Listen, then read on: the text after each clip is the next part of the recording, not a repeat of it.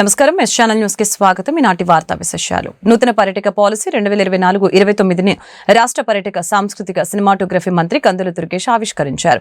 CIA AP chambers ఆధ్వర్యంలో hotel వివంతాలో జరుగుతున్న పర్యాటక పెట్టుబడిదారుల సమావేశంలో చేసిన మంత్రి దుర్గేష్ కొత్త పాలసీని విడుదల చేశారు. నూతన పర్యాటక పాలసీ 2024-29 పై పెట్టుబడిదారులతో మంత్రి దుర్గేష్ చర్చించారు.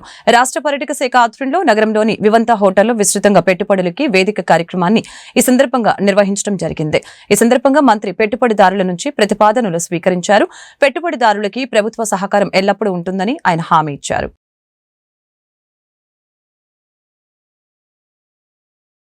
ముఖ్యమంత్రి గారు కలలు కంటున్నటువంటి అందమైనటువంటి ఆంధ్రప్రదేశ్ను తయారు చేయడానికి తొలిమెట్టుగా ఈ కాన్క్లేవ్ ఏర్పాటు చేసుకోవడం జరిగింది. చాలా రోజులుగా అనుకుంటా ఉన్నాం. ఈ పార్టీ అధికారంలోకి వచ్చిన తర్వాత, ఈ కూటమి ప్రభుత్వం వచ్చిన తర్వాత పర్యాటక రంగం ఏదైతే గతంలో నష్టపోయిందో దాన్ని పునరుద్ధరించాలని, మళ్ళీ పట్టాలెక్కించాలనేటువంటి ఆలోచనతోటి ముఖ్యమంత్రి గారు ఇచ్చినటువంటి తోడ్పాటుతోటి ఇవాళ ఒక అద్భుతమైనటువంటి పర్యాటక పాలసీని తీసుకురావడం జరిగింది. Tourism policy 24-29. దాంతోపాటు చాలామంది చాలా కాలంగా కోరుతున్నటువంటి పర్యాటక రంగాన్ని కూడా ఇండస్ట్రీ హోదా ఇవ్వాలనేటువంటి మాట ఏదైతే ఉందో దాన్ని సాకారం చేసుకునే విధంగా ఇవాళ ప్రభుత్వం ముందుకొచ్చింది. ఈ రెండు అంశాలని దృష్టిలో పెట్టుకుని ప్రభుత్వం చేసేటువంటి ఈ కార్యక్రమాలని ప్రజలకి తెలియజెప్పడానికి ముందుగా ఎవరైతే పర్యాటక ప్రాజెక్టులతోటి ఇప్పటికే ప్రజల్లోకి వెళ్ళారో, లేకపోతే కొత్త ప్రాజెక్టులు చేపట్టాలనేటువంటి ఔత్సాహికులు ఉన్నారో వారందరినీ ఒక వేదిక మీదకి తీసుకొచ్చి వారికి ప్రభుత్వం చేస్తున్నటువంటి ప్రయత్నాలను తెలియజెప్పి తద్వారా రాబోయే 5 సంవత్సరాల కాలంలో రమారమి 25,000 కోట్ల రూపాయల పెట్టుబడుల్ని ఈ పర్యాటక రంగంలోకి తీసుకురావాలనేటువంటి ఒక ప్రయత్నం జరుగుతూ ఉంది. దానికి ఒక చిన్న పిలుపుతోటి, ఒక చిన్న మెసేజ్ తోటి చాలా పెద్ద ఎత్తున అన్ని విభాగాల వారు, పర్యాటక రంగానికి చెందినటువంటి అన్ని యాక్టివిటీస్కి చెందినటువంటి విభాగాల వారు వచ్చి ఇందులో పార్టిసిపేట్ చేయడం జరిగింది. వారందరికీ కూడా మేము పర్యాటక పాలసీ గురించి వివరించడం జరిగింది. అదేవిధంగా ప్రభుత్వం ఏ రకంగా సహకరిస్తుందనేటువంటి మాట కూడా తెలియజెప్పడం జరిగింది. దాంతోపాటు ఈ టూరిజం సర్క్యూట్స్ అనేటువంటి విషయం కానివ్వండి, హబ్స్ అనేటువంటి విషయం కానివ్వండి, థిమాటిక్ అప్రోచ్ అనేటువంటి విషయం కానివ్వండి, వీటన్నిటినీ కూడా వారందరికీ తెలియజెప్పడం జరిగింది. ఇవాళ చాలామంది నిరంతరం మా దగ్గరికి వచ్చి ఈ ప్రాజెక్టులు టేకప్ చేస్తామనేటువంటి మాట చెప్తూ ఉన్నారు. గతంలో మేము ఎంత ప్రయత్నించినా కూడా ఆ ప్రభుత్వ హయాంలో మేము చేయలేకపోయాం, ఇప్పుడు మాకు సరైన వాతావరణం లభించిందని నమ్ముతున్నాం అనేటువంటి మాట వారు చెప్తూ ఉన్నారు. అదే హామీని మేము కూడా ముఖ్యమంత్రి గారు, ఉప ముఖ్యమంత్రి గారి తరఫున తెలియజేస్తూ ఉన్నాం. 100% మీ అందరికీ ఉపయోగపడేటువంటి కంజీనియల్ ఎన్వైరన్మెంట్ ఏర్పాటు చేసి మీరందరూ స్వేచ్ఛగా ఈ ప్రాజెక్టులు టేకప్ చేయడానికి వీలైనటువంటి వాతావరణాన్ని కల్పించడానికి, దానికి అవసరమైనటువంటి ఇన్సెంటివ్స్ ఇచ్చేటువంటి విషయంలో పరిశ్రమలకు ఇవాళ ఏ రకమైన ఇన్సెంటివ్స్ ఇస్తున్నామో ఆ ఇన్సెంటివ్స్ అన్నీ కూడా కరెంటు విషయంలో కానీ ఇతరతర అంశాల్లో కానీ అవన్నీ కూడా పర్యాటక ప్రాజెక్టులు కూడా ఇవ్వడానికి మేము సిద్ధంగా ఉన్నాం అనేటువంటి మాట చెప్పడం జరిగింది. దాంతో ఇవాళ చాలామంది ముందుకు వస్తూ ఉన్నారు. మధ్యాహ్నం జరిగేటువంటి సెషన్లో డిఫరెంట్ వింగ్స్గా విడగొట్టాం. ఓ 4 వింగ్స్ వారందరూ కలిసి 1-to-1 మాట్లాడి వాళ్ళు ఏ ప్రాజెక్టులు టేకప్ చేయాలనుకుంటున్నారో కూడా వారు చెప్తారు. దాన్ని ప్రభుత్వ పరంగా మేము ఓ పక్కన ఈవెంట్ మేనేజర్స్ కానివ్వండి, కన్సల్టెంట్స్ కానివ్వండి, డైరెక్ట్గా పెట్టుబడులు పెట్టేవారు కానివ్వండి, వీరందరినీ కూడా సమీకృతం చేసి వారందరితోటి రాబోయే రోజుల్లో రాష్ట్రం నలుమూలల్లో కూడా ఏ ఒక్క ప్రాంతంలో మాత్రమే కాకుండా రాష్ట్రంలో అన్ని ప్రాంతాల్లో కూడా పర్యాటక రంగాన్ని వృద్ధి చేయడానికి కృషి చేసే దాంట్లో భాగంగా ఈ వేదిక మాకు ఉపయోగపడుతుందనేటువంటి మాటను తెలియజేస్తూ దానికి అవసరమైనటువంటి సర్క్యూట్స్ని తయారు చేసుకుంటామని, మధ్యాహ్నం నుంచి జరిగేటువంటి కార్యాచరణతో ముందుకు వెళ్తామనేటువంటి మాటని మనం చేసుకుంటూ సెలవు తీసుకుంటాం. అది మొత్తం మీద 5 సంవత్సరాల కాలంలో 25,000 కోట్ల రూపాయలు పెట్టుబడులు రావాలనేటువంటి ఆలోచన చేస్తూ ఉన్నాం. అదేవిధంగా హోటల్స్ కూడా రాబోయే రోజుల్లో ప్రతి చోట కూడా 3 స్టార్ 5 స్టార్ హోటల్స్ రావాలి. అందులో కూడా ఇప్పుడు ఉన్నటువంటి రూములకు మించి రమారమి ఒక 50,000 రూములు రావాలి మొత్తం మీద అనేటువంటిది. దాంతోపాటు ఇవాళ అన్ని రంగాల్లో కంటే కూడా ఎక్కువగా మనకి ఎంప్లాయ్మెంట్ జనరేట్ చేసేటువంటి వింగ్ కూడా మనకి టూరిజం వింగే. ఇక్కడ ఈ టూరిజం ద్వారా ఏ చిన్న ప్రాజెక్టు చేపట్టినప్పటికీ కూడా అనేక మంది ఉపాధి పొందేదానికి అవకాశం ఉంటుంది కనుక దీన్ని మరింతగా పెంచి ఎక్కువ మందికి ఉపాధి కల్పించే విధంగా ప్రయత్నం చేయాలి. రాష్ట్ర వక్ఫ్ బోర్డు చైర్మన్ గా నెల్లూరు ప్రాంతానికి చెందిన అబ్దుల్ అజీజ్ ని రాష్ట్ర ముఖ్యమంత్రి చంద్రబాబు నాయుడు నియమించారు. పాత కమిటీలో ఉన్న 2 సభ్యులతో కొత్తగా మరొక 7 సభ్యులను నియమించింది. ఈ మేరకు రాష్ట్ర ప్రభుత్వం ఆదేశాలు జారీ చేసింది. ఈ సందర్భంగా నగరంలోని ఇందార్ ఘర్లో గల వక్ఫ్ బోర్డు కార్యాలయంలో విలేకరుల సమావేశాన్ని నిర్వహించడం జరిగింది. ఈ సమావేశంలో నూతనంగా నియమించబడిన బోర్డు చైర్మన్ అబ్దుల్ అజీజ్ మాట్లాడారు. ముఖ్యమంత్రి చంద్రబాబు నాయుడు తనపై ఉంచిన నమ్మకాన్ని పాటించి వక్ఫ్ ఆస్తుల్ని కాపాడుతానని, వక్ఫ్ రెవెన్యూ అభివృద్ధి చేస్తామని తెలిపారు. అందరికీ నమస్కారం. ఈరోజు వక్ఫ్ బోర్డు చైర్మన్గా కంప్లీట్ బోర్డు సభ్యులందరూ ఈరోజు నన్ను ఎన్నుకోవడం జరిగింది. మరి గత కొన్నాళ్లుగా, కొన్ని సంవత్సరాలుగా బోర్డు లేని పరిస్థితి ఆంధ్రప్రదేశ్కి. సో ఎట్టకేళ్ళకి కొన్ని లీగల్ ఎంటాంగిల్మెంట్స్ ఉన్నా దాన్ని అన్ని గవర్నమెంట్ దానికి కావాల్సిన విధంగా మార్పులు చేర్పులు చేసి జీవోస్ ఇష్యూ చేయడం జరిగింది. మరి అందులో 10 మంది సభ్యులుగా గవర్నమెంట్ నామినేట్ చేయడం జరిగింది. అందులో యాక్చువల్గా ఇదేంటంటే రీకాన్స్టిట్యూషన్ ఆఫ్ ది బోర్డ్, అంటే గత బోర్డులో ఉండే 2 ఎలక్టెడ్ మెంబర్స్ని అట్నే కంటిన్యూ చేస్తూ ఎక్స్ట్రా మెంబర్స్ని ఇప్పుడు వేయడం జరిగింది. ఈ బోర్డులో నిసార్ అహ్మద్ మన ఎమ్మెల్యే గారు, గుంటూరు వెస్ట్ ఎమ్మెల్యే గారు ఉన్నారు. తర్వాత జనాబ్ సయ్యద్ దావుద్ బాషా, ఆయన కడప నుంచి ఉన్నారు. షేక్ అక్రమ్ సాహెబ్ వీరు మంగళగిరి నుంచి ఉన్నారు.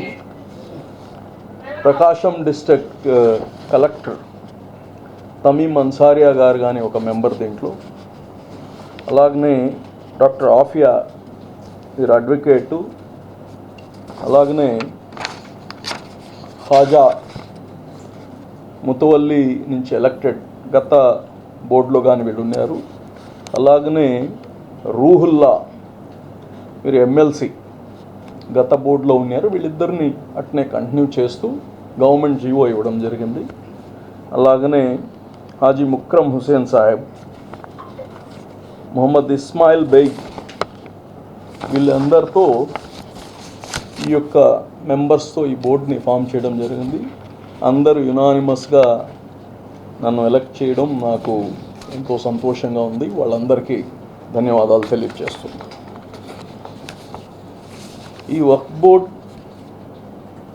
చాలామంది ఈ మధ్యలోనే చూసాం, చంద్రబాబు నాయుడు గారు వక్ఫ్ బోర్డుని స్క్రాప్ చేసేసారు, వక్ఫ్ బోర్డుని తీసేశారు అని రీకాన్స్టిట్యూట్ చేసి దీనికి జీవం పోయాలి. ఈ వక్ఫ్ బోర్డు దేవుడు ఆస్తులేవి. మహానుభావులందరూ వాళ్ళ ఆస్తుల్ని, వాళ్ళ శ్రమతో సంపాదించిన ఆస్తుల్ని ఒక సమాజం వెల్ఫేర్ కోసం ఇచ్చిన ఆస్తులు. దీంట్లో ఒక పవిత్రత ఉంది, ఒక శాంక్టిటీ ఉండాలి. బోర్డుకి కావచ్చు, ప్రభుత్వాలకు కానీ కావచ్చు. ఈ భూముల్ని కాపాడడమే కాదు, ఈ భూముల్ని రెవెన్యూ జనరేట్ చేసి ఆ రెవెన్యూతో సమాజానికి పనికొచ్చే పనులు చేయాలి, వెల్ఫేర్ పనులు చేయాలి. ఈ మధ్యలో మనకు ప్రతిదీ గవర్నమెంట్ నుంచి వెల్ఫేర్ వస్తుంది. ఆనాటి నుంచి కొన్ని వందల సంవత్సరాల నుంచి వెల్ఫేర్ అనేది ఇప్పుడు రాజకీయాల్లాగా ఏదంటే అది ఫ్రీ ఇవ్వడం కాదు. సెంట్రల్ నియోజకవర్గంలోని 59వ డివిజన్ సింగ్నగర్ బ్లెస్సీ ప్రార్థన మందిరంలో ఫాదర్ మేక్నాస్ గోల్డ్ ఆధ్వర్యంలో మరియు 57వ న్యూ రాజరాజేశ్వరిపేట నందు పాస్టర్స్ ఫెలోషిప్ వారి ఆధ్వర్యంలో సెమీ క్రిస్మస్ వేడుకలు ఘనంగా నిర్వహించారు. కార్యక్రమానికి ముఖ్య అతిథిగా ప్రభుత్వ విప్ సెంట్రల్ నియోజకవర్గ శాసనసభ్యులు బోండా ఉమామేశ్వరరావు విచ్చేసి తెలుగుదేశం పార్టీ కుటుంబ సభ్యులతో మరియు క్రైస్తవ మత పెద్దలతో కలిసి కేక్ కట్ చేసి క్రిస్మస్ శుభాకాంక్షలు తెలిపారు. ఈ సందర్భంగా బోండా ఉమ మాట్లాడారు. ప్రపంచవ్యాప్తంగా యేసు ప్రభు జన్మదిన వేడుకలుగా క్రిస్మస్ పండుగను ఘనంగా జరుపుకుంటామని తెలిపారు. సెంట్రల్ నియోజకవర్గంలో సెమీ క్రిస్మస్ వేడుకలు చేసుకోవడానికి తెలుగుదేశం ప్రభుత్వం అన్ని రకాలుగా సహాయం చేస్తుందని ఈ సందర్భంగా తెలియజేశారు. రాష్ట్ర ప్రజలకు ఇచ్చిన మాట ప్రకారం సూపర్ 6 పథకాల ద్వారా ఉచిత గ్యాస్ సిలిండర్లు, అన్నా క్యాంటీన్ల ద్వారా 5 రూపాయలకే భోజనం, వృద్ధాప్య వితంతు పెన్షన్ 4,000కు పెంపు, ఎన్డీఏ కూటమి ప్రభుత్వం అధికారంలోకి వచ్చిన తర్వాత 1వ తారీఖున పెన్షన్లు ఇంటింటికి వెళ్లి ఇస్తున్నట్లు తెలియజేశారు. దివ్యాంగులకు, వికలాంగులకు మేలు చేసే విధంగా 3,000 రూపాయలు ఉన్నటువంటి పెన్షన్ ని 6,000 చేసింది తెలుగుదేశం ప్రభుత్వమేనని తెలిపారు. ప్రతి మహిళకు ఇస్తానన్న మాట ప్రకారం ఏడాదికి 3 సిలిండర్లు ఉచితంగా అందిస్తున్నామని, 5 రూపాయలకే కడుపు నిండా అన్నం పెట్టే అన్నా క్యాంటీన్ల ద్వారా ఎంతో మంది ఆకలి తీరుతుందని తెలిపారు. ఈరోజు డిసెంబర్ మాసం ప్రారంభమైనప్పటి నుంచి కూడా నియోజకవర్గం వారీగా సెమీ క్రిస్మస్ వేడుకలు వాడవాడలా ప్రతి చర్చిలో జరుగుతూ ఉన్నాయి. ఈ నియోజకవర్గ శాసనసభ్యుడిగా అన్ని చర్చిలకి వెళ్ళి మా క్రైస్తవ పెద్దలకి, క్రైస్తవ సోదర సోదరీమణులందరికీ కూడా హృదయపూర్వక సెమీ క్రిస్మస్ శుభాకాంక్షలు తెలియజేస్తూ ఉన్నాం. ఏదైతే బైబిల్ ద్వారా మనకు ఆ యేసు ప్రభు పేదవాళ్ళని ఆదుకోండి, నిస్సహాయాలకి అండగా ఉండండి, తోటి వారిని ప్రేమించండి అని చెప్పి బైబిల్ గ్రంథం మనకైతే చెప్పిందో దాన్ని తూచా తప్పకుండా ఆచరిస్తూ ఇవాళ పేదలందరికీ కూడా అండగా ఉంటుంది ఈ ప్రభుత్వాన్ని తెలియజేస్తూ ఉన్నా. అన్నా క్యాంటీన్ల ద్వారా పేదవాళ్ళకి 5 రూపాయలకి భోజనం పెట్టి కడుపు నింపుతూ ఉన్నాం.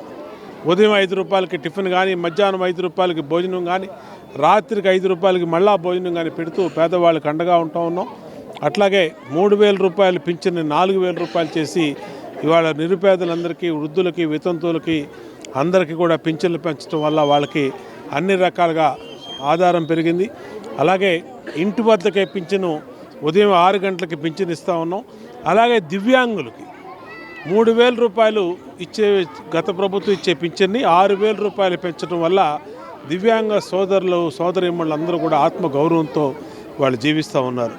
అలాగే మహిళలందరికీ 3 గ్యాస్ బండ్లు ఏదైతే ఎన్నికల ముందు చెప్పామో దాన్ని ఇచ్చిన హామీని నెరవేర్చాం. త్వరలో మిగిలినటువంటి అమ్మఒడి కానీ, మహిళలకి డబ్బులు కానీ నెరవేరుస్తాం. ఖచ్చితంగా యేసు ప్రభు వారి ఆశీస్సులతో ఈ రాష్ట్రం, ఈ దేశం, ఈ నగరం, ఈ నియోజకవర్గం అందరం కూడా బాగుండాలని మనం క్రిస్మస్ ప్రార్థనలో యేసుక్రీస్తు ప్రభువుని ప్రార్థించాలని కోరుకుంటూ క్రైస్తవ సోదరులందరికీ కూడా, సంఘస్థులందరికీ కూడా హృదయపూర్వక సెమీ క్రిస్మస్ శుభాకాంక్షలు తెలియజేస్తాం. 2వ డివిజన్ 57వ డివిజన్ న్యూ రాయరస్పేటలో ఈ రోజున ఐక్య క్రిస్మస్ వేడుకలను మా డివిజన్లో ఉన్నటువంటి దైవ సమానులైనటువంటి పాస్టర్స్ మొత్తం అందరూ కూడా కార్యక్రమం సెమీ క్రిస్మస్ కార్యక్రమం పెట్టడం జరిగింది. దానికి ముఖ్య అతిథులుగా గౌరవ శాసనసభ్యులు బోండా ఉమామేశ్వరరావు గారిని, దివి ఉమని మమ్మల్ని కూడా పిలవడం జరిగింది. ఇది పార్టీలకు అతీతంగా అందరినీ పిలవడం జరిగింది. ఇక్కడ ఉన్నటువంటి పాస్టర్స్ అందరూ కూడా సమాజం బాగుండాలి, సమాజంలో ఉన్నటువంటి వారందరూ కూడా బాగుండాలి, ఎవరికి కష్టం వచ్చినా ఆ ప్రభు ఆదుకుంటాడు, అలానే అందరం కూడా ఐక్యమత్యంతో ఉండాలి అనే అక్కడ వాళ్ళలోనే ఐక్య క్రిస్మస్ అని కూడా పెట్టారు.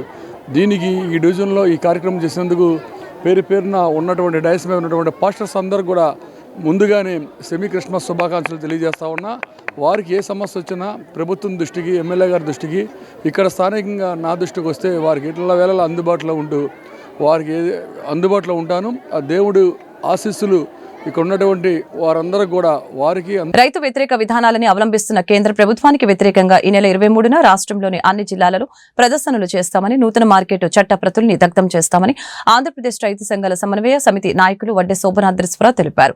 కేంద్రంలోని మోడీ ప్రభుత్వం రైతు సంఘ నాయకులకు ఇచ్చిన హామీలను అమలుపరచకుండా రద్దు చేసిన చట్టాల్లోని విధానాలతోనే కొత్త చట్టాలు తీసుకువస్తుందని ఆయన ఆవేదన వ్యక్తం చేశారు.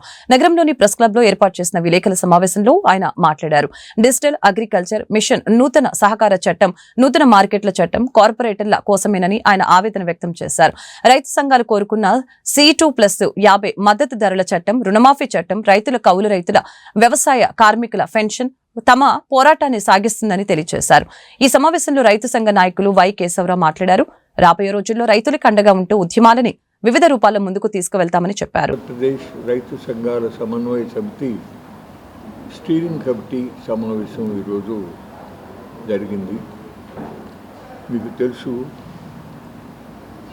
చాలా కాలంగా రైతాంగం పండించేటటువంటి పంటలకి సోమనాథన్ కమిషన్ సిఫార్సు చేసిన విధంగా సమగ్ర పంటల ఉత్పత్తి వ్యయానికి 50% కలిపి చట్టబద్ధ ఎంఎస్పి ధరలను ప్రకటించాలని, ప్రకృతి వైపరీత్యాలతో సహా పలు కారణాల వలన బ్యాంకుల నుండి తీసుకున్న రుణాలను చెల్లించలేని పరిస్థితులలో అటువంటి రైతుల యొక్క పంట రుణ బాకీలను ఒక్క పర్యాయం రద్దు చేయాలని కేరళ రాష్ట్రంలో ఉన్నట్లుగా రైతు రుణ ఉపశమన చట్టాన్ని పార్లమెంట్లో ఆమోదించి అన్ని రాష్ట్రాలలోనూ అమలు చేయాలని, కౌలు రైతులతో సహా రైతులకు, వ్యవసాయ కార్మికులందరికీ కూడా పెన్షన్లను కూడా వర్తింప చేయాలని ఈ విధమైనటువంటి డిమాండ్లతో దీర్ఘకాలం దాదాపు 13 మాసాల పాటు ఢిల్లీ సరిహద్దులలో గొడ్డు చలిని, జోరు వర్షాలని, ఎండల్ని తట్టుకుంటూ శాంతియుతంగా ఉద్యమాన్ని కొనసాగించిన పరిస్థితి. దాదాపు 540 రైతు సంఘాలు పాల్గొన్నాయి. 720 మంది రైతులు ఆ ప్రకృతి పరిస్థితుల్లో ప్రాణాలు కోల్పోవటం జరిగింది. ఆ నేపథ్యంలో కేంద్ర ప్రభుత్వం అప్పుడున్నటువంటి యూపీ ఎలక్షన్ దృష్టిలో పెట్టుకుని ఆ 3 నల్ల చట్టాలను రద్దు చేస్తున్నాను, భారత రైతాంగానికి క్షమాపణలు చెప్తున్నాను, తప్పనిసరిగా రైతాంగం డిమాండ్లను సావధానంగా పరిశీలించి సానుకూలంగా న్యాయం చేస్తానని చెప్పి లిఖితపూర్వకంగా హామీ ఇచ్చి కూడా ఇప్పటికీ కూడా అమలు చేయనటువంటి పరిస్థితి జరిగింది. కిందటి పర్యాయం జరిగినటువంటి సార్వత్రిక ఎన్నికలలో రైతాంగం యొక్క ఆగ్రహం స్పష్టంగా వచ్చింది. బీజేపీకి సొంతంగా గవర్నమెంట్ ఫార్మ్ చేయగలిగిన పరిస్థితి పోయింది.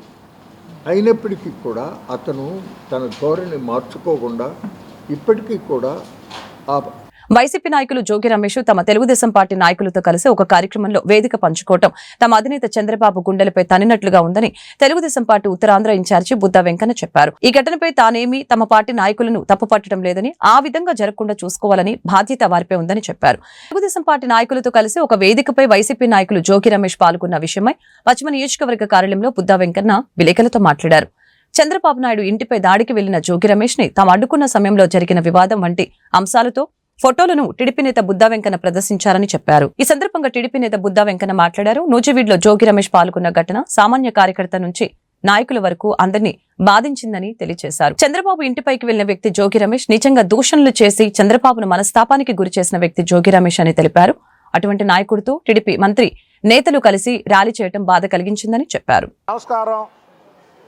ఏదైతే నూజివీడు నియోజకవర్గంలో గౌతు లచ్చన్న గారి విగ్రహ ఆవిష్కరణకి జోగి రమేష్ దానికి హాజరవడం, అలాగే జోగి రమేష్ హాజరైన మా పార్టీ చెందినటువంటి నాయకులు, ఈరోజు పెద్ద పెద్ద పొజిషన్లో ఉన్నటువంటి నాయకులు ఆ ఊరేగింపులో జీపు మీద వెళ్ళడం, అలాగే వేదికను పంచుకోవడం అనేది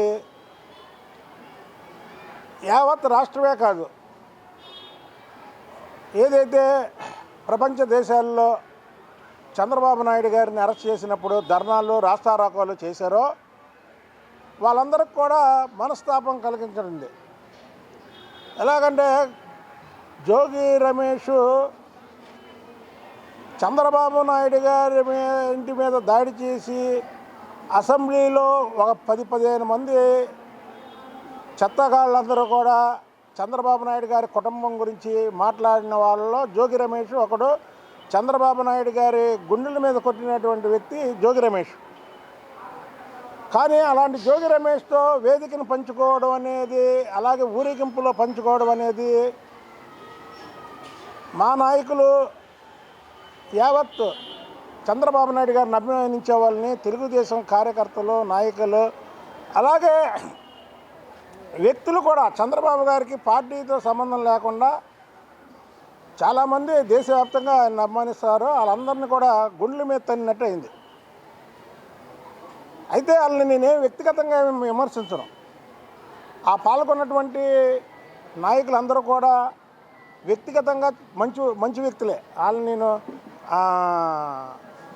వ్యక్తిగతంగా వాళ్ళని విమర్శించడం కానీ లేదా వాళ్ళ ఇదిని ఇచ్చేయడం కానీ జోగి రమేష్తో వేదిక పంచుకోవడం అనేది ముమ్మాటికి తప్పే.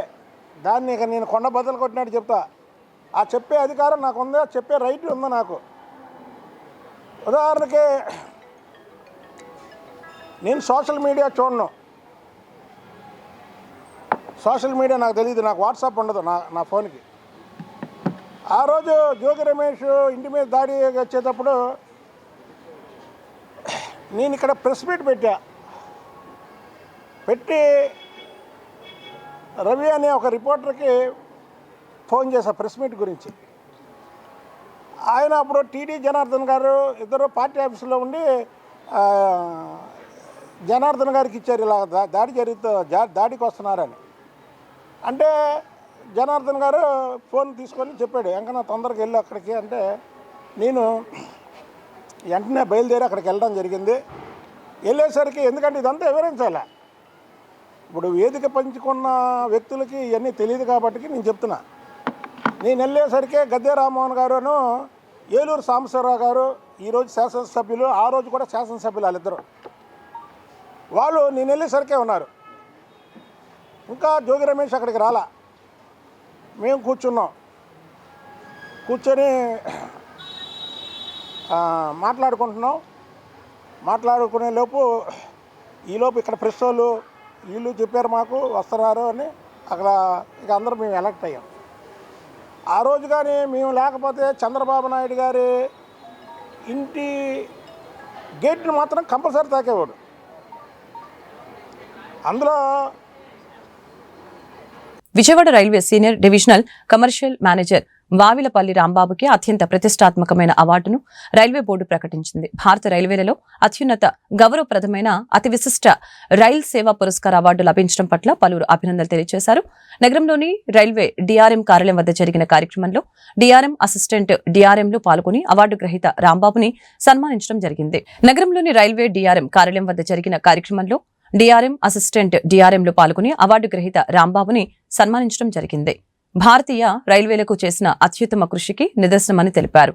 ప్రకటించిన 69వ రైల్వే వీక్ అవార్డు గ్రహీతల జాబితా జాతీయ స్థాయిలో సేవలు మరియు విధి నిర్వహణలో అత్యుత్తమ సేవకు అత్యున్నత గుర్తింపు రావటమేనని ఈ సందర్భంగా తెలియజేశారు.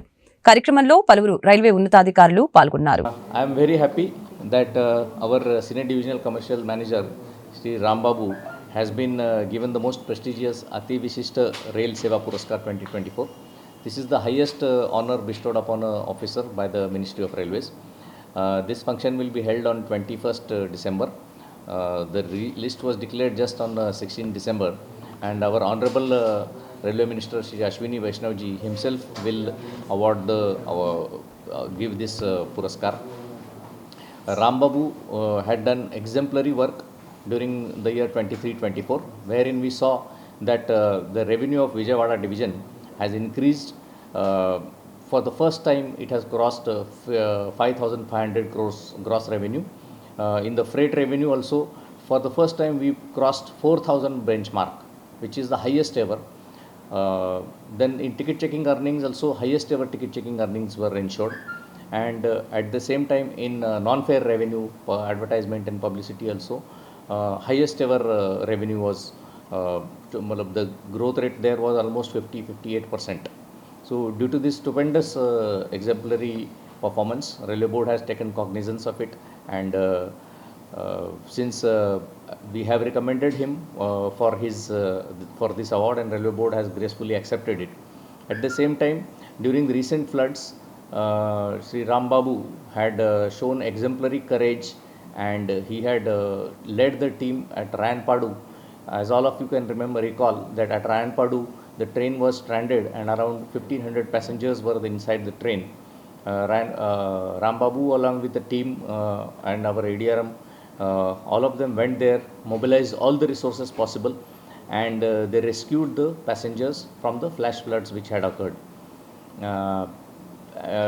This work has also been recognized by the Railway Board, and he has been given the award specifically in this category. 2024 సంవత్సరానికి గాను అతి విశిష్ట రైల్ పురస్కార్ ఎన్నికైనందుకు గాను చాలా ఆనందంగా ఉంది. ఇది వ్యక్తిగత గుర్తింపు కంటే కూడా రైల్వేలో ప్రయాణికులు సురక్షితంగా ప్రయాణం చేయాలి, వాళ్ళకు కల్పించేటువంటి సౌకర్యాలన్నీ కూడా ఎలాంటి లోటుపాట్లు లేకుండా చూడాలి, రైల్వేకి ఆదాయాన్ని పెంచాలి, తద్వారా రైల్వేలు అభివృద్ధి చెందాలనేటువంటి కాంక్షతో పనిచేసేటువంటి వ్యక్తుల సమూహానికి వచ్చిన గుర్తింపుగా నేను భావిస్తున్నాను. అలాగే గత 2 సంవత్సరాల్లో విజయవాడ డివిజన్లో సుమారుగా 5,000 కోట్లకు పైగా ఆదాయాన్ని ప్రతి సంవత్సరం కూడా సంపాదించి, అలాగే వస్తు రవాణాలో 4,000 కోట్ల చారిత్రాత్మకమైనటువంటి 4,000 కోట్ల ఆదాయాన్ని కూడా సంపాదించి గత సంవత్సరం 2023-24 ఆర్థిక సంవత్సరం సంపాదించినందుకు గాను ఈ గౌరవం మా వాణిజ్య విభాగానికి చెందుతుందనేటువంటిది నా అభిప్రాయం. అలాగే టికెట్ చెకింగ్లోను నాన్ ఫేర్ రెవెన్యూలో కూడా గత 2 సంవత్సరాల్లో ఇంతకుముందు ఎన్నడూ లేనంత విధంగా 50% పైగా అభివృద్ధి అనేటువంటిది మేము సాధించడం జరిగింది. అలాగే గత సెప్టెంబర్ నెలలో మనం చూసుకున్నట్టయితే మన విజయవాడ నగరంలో బుడమేరు ఫ్లాష్ ఫ్లడ్స్ రావడం జరిగింది. అందులో మీ అందరికీ తెలుసు 3 ట్రైన్స్ అనేటువంటిది తమిళనాడు ఎక్స్ప్రెస్, చెన్నై ఎక్స్ప్రెస్, అలాగే చార్మినార్ ఎక్స్ప్రెస్ అనేటువంటిది చిక్కుకున్నాయి వరదల్లో. రాయనపాడు రైల్వే స్టేషన్లో తమిళనాడు ఎక్స్ప్రెస్లో 1,450 మంది పాసింజర్స్ వరద నీటిలో చిక్కుకోవడం జరిగింది.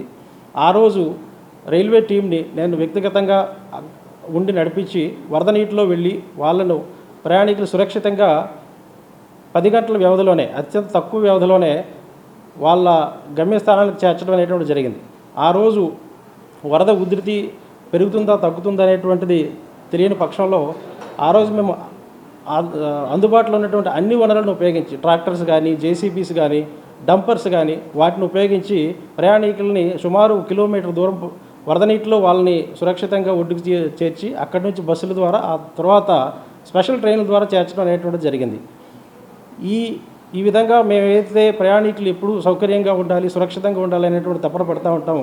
ఈ ప్రయత్నంలో క్రిస్మస్ పండుగను పురస్కరించుకుని సౌత్ ఇండియా షాపింగ్ మాల్లో సరికొత్త స్టాక్ తో పాటు ప్రత్యేక ఆఫర్లను కస్టమర్లకు అందుబాటులోకి తీసుకుని రావడం జరిగిందని south India shopping mall manager Azad తెలిపారు. ప్రతి 1,000 రూపాయల కొనుగోలుపై స్పాట్ లో గిఫ్ట్లను ఇస్తున్నట్లు తెలిపారు. ప్రతి ఒక్కరు కూడా తమ కుటుంబ సభ్యులతో కలిసి సౌత్ ఇండియా షాపింగ్ మాల్లో షాపింగ్ చేసి ప్రత్యేక అనుభూతిని, గిఫ్టుల్ని పొందాలని తెలిపారు. నగరంలోని సౌత్ ఇండియా షాపింగ్ మాల్లో క్రిస్మస్ పండుగను పురస్కరించుకుని అడ్వాన్స్ క్రిస్మస్ వేడుకలు నిర్వహిస్తున్నారు. సందర్భంగా కస్టమర్లకి ప్రత్యేక ఆఫర్లని అందుబాటులోకి తీసుకుని వచ్చారు. కార్యక్రమాన్ని ఉద్దేశించి South India shopping mall manager Azad మాట్లాడారు. పట్టు చీరలు, కాటన్ చీరలు, Banaras, dolly silk, 1 gram jewellery, dress materials, men's wear, shirtings, అలాగనే కిడ్స్ వేర్ తో పాటు కొన్ని ప్రత్యేకమైన శారీస్ పై ప్రత్యేక ఆఫర్లు అందుబాటులో ఉన్నాయని తెలిపారు. ప్రత్యేకమైన పండుగల్ని దృష్టిలో పెట్టుకుని కస్టమర్లకి ఆఫర్లు అందుబాటులోకి తీసుకుని రావడం జరిగిందని తెలిపారు. క్రిస్మస్ పండుగను పురస్కరించుకుని మహిళలకు ప్రత్యేకంగా పుష్పవల్లి శారీస్ అందుబాటులో ఉన్నాయని చెప్పారు. అందరికీ క్రిస్మస్ సెలబ్రేషన్ సందర్భంగా మన విజయవాడ బీసెంట్ రోడ్ నందు గల సౌత్ ఇండియా షాపింగ్ మాల్లో అడ్వాన్స్డ్గా క్రిస్మస్ సెలబ్రేషన్స్ స్టార్ట్ అయిపోయినాయి. ఆల్రెడీ మీరు చూసే ఉంటారు మన కస్టమర్ల కోలాహలం. ప్రతి సంవత్సరం లాగానే ఈ సంవత్సరం కూడా సరికొత్త స్టాకు, వినూత్నమైన ఆఫర్లు, ఎంత కలెక్షన్ అంటే మీరు ఒక రోజంతా టైంపాస్ చేయగలగా, పర్చేస్ చేసుకోగలగా వినూత్నమైన కలెక్షన్ తీసుకొచ్చాము. ఆఫర్లు కూడా కొదవే లేదు. ఈసారి స్పెషల్ ఏంటంటే మీకు ఎప్పట్లాగానే క్రిస్మస్ పురస్కరించుకొని ప్రతి 1,000 రూపాయల కొనుగోలుపై మీకు స్పెషల్గా గిఫ్ట్లు కూడా ఇవ్వడం జరుగుతుంది. స్పాట్ గిఫ్ట్లు ఇస్తున్నాం. అది కూడా ప్రతి ఒక్కరు కూడా ఈ అవకాశాన్ని మీ కుటుంబ సమేతంగా ఈ క్రిస్మస్ సందర్భంగా మన సౌత్ ఇండియా షాపింగ్ మాల్లో పర్చేజ్ చేసుకొని ఆనందంగా మీరు క్రిస్మస్ సెలబ్రేషన్ చేసుకోవాలని మనస్ఫూర్తిగా కోరుకుంటున్నాము. ప్రతి ఫ్లోర్లో కూడా ప్రత్యేకమైన ఆఫర్లు ఉన్నాయి. శారీస్లో కావచ్చు, మెన్స్ వేర్ కావచ్చు, కిడ్స్ వేర్ కావచ్చు, అలానే లేడీసు కుర్తీసు, టాప్సు, లెహంగాసు, చుడీదార్సు వినూత్నమైన డిజైన్స్తో మీకు పరిచయం చేస్తున్నాము. శారీస్లో కూడా మేము కొత్తగా ఈసారి పుష్పవల్లి శారీస్ అని ఇంట్రడ్యూస్ చేయడం జరిగింది. అలానే అంబుజవాహిని పట్టుచీరలు కూడా మీకు ఇంట్రడక్షన్ చేయడం జరిగింది. చాలా సరికొత్త డిజైన్లు వచ్చాయి. ప్రతి ఒక్కరు కూడా కుటుంబ సమేతంగా వచ్చి ఈ సంవత్సరం ఎప్పట్లాగానే మన సౌత్ ఇండియా షాపింగ్ మాల్ మందు పర్చేజ్ చేసి ఈ క్రిస్మస్ వేడుకలను దిగ్విజయంగా చేసుకోవాలని మనస్ఫూర్తిగా కోరుకుంటున్నాము. ప్రతి ఒక్కరికి కూడా మా తరపున సౌత్ ఇండియా షాపింగ్ మాల్ యాజమాన్యం తరపున అడ్వాన్స్డ్గా happy Christmas. Thank you so much. ఒకటే మొత్తం అందరికీ south India shopping mall Besant road నందు మన విజయవాడలో ప్రతి సంవత్సరం లాగానే ఈ సంవత్సరం కూడా క్రిస్మస్ సెలబ్రేషన్ని జరపడం జరుగుతుంది. ఈ క్రిస్మస్ పర్వదినాన్ని పురస్కరించుకొని మనము ఈ సంవత్సరం ఇంకా వినూత్నంగా సరికొత్త డిజైన్లు పరిచయం చేశాము. అవి కూడా శారీస్లో పుష్పవల్లి శారీసు, అంబుజవాహిని పట్టుచీరలని ప్రతి ఒక్కరూ మీ కుటుంబ సమేతంగా ఈ క్రిస్మస్ పండుగలో ఈ ప్రత్యేకమైన ఆఫర్లు మీరు కొనుగోలు చేయాలని మనస్ఫూర్తిగా కోరుకుంటున్నాము. అలానే ప్రతి ఫ్లోర్లో మీకు ఆఫర్స్ అనేది 365 రోజులు ఇచ్చేదే కాక ఈ సంక్రాంతి సెలబ్రేషన్కి ఈ క్రిస్మస్ మీకు ఇంకా స్పెషల్గా ఇవ్వటం జరుగుతుంది. ఆల్రెడీ మన శ్రేయాభిలాషులు, మన రెగ్యులర్ కస్టమర్లు ప్రతి ఒక్కరు కూడా బయింగ్ చేస్తున్నారు. ఈ కోలాహలం కూడా మీరు చూస్తున్నారు. ప్రతి ఒక్కరు కూడా ఈ అవకాశాన్ని సద్వినియోగం చేసుకోవాలని కోరుకుంటున్నాము. మీ కుటుంబ సమేతంగా ప్రతి ఒక్కరికి కావాల్సిన కిడ్స్ వేరు, మెన్స్ వేరు, లేడీస్ వేరు, అలానే పట్టు చీరలు, సరికొత్త డిజైన్స్, లేటెస్ట్ కలెక్షన్స్ వచ్చాయి. ఆఫర్స్ అనేది వెలువలా ఇస్తున్నాము. ప్రతి ఒక్కరు కూడా ఈ ఆఫర్స్ని సద్వినియోగం చేసుకోండి. ఈ సంవత్సరం మీరు పర్చేజ్ చేయడం వల్ల మీకు వచ్చే అడిషనల్ బెనిఫిట్ ఇంకా ప్రతి 1000 రూపాయలు కొనుగోలుపై మనం గిఫ్ట్లు కూడా ఇవ్వడం జరుగుతుంది. అది కూడా మీరు సద్వినియోగం చేసుకోండి. మన షోరూంలో బజాజ్ ఫైనాన్స్ ద్వారా కూడా పర్చేజ్ చేసుకోవచ్చు. అవకాశాన్ని కూడా మీరు సద్వినియోగం చేసుకోవచ్చు. అలానే HDFC కార్డు మీద వార్తలు ఇంతటితో సమాప్తం. మరొక బులెటిన్లో మళ్ళీ కలుద్దాం. నమస్కారం.